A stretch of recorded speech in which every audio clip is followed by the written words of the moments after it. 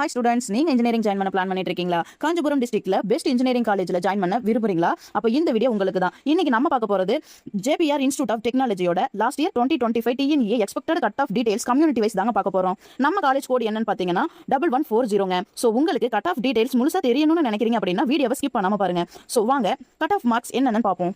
நீங்க AIN DS course choose பண்றீங்க அப்படின்னா OC 166, BC 154, BCM 139, MBC 149, SC 114, SCA 102.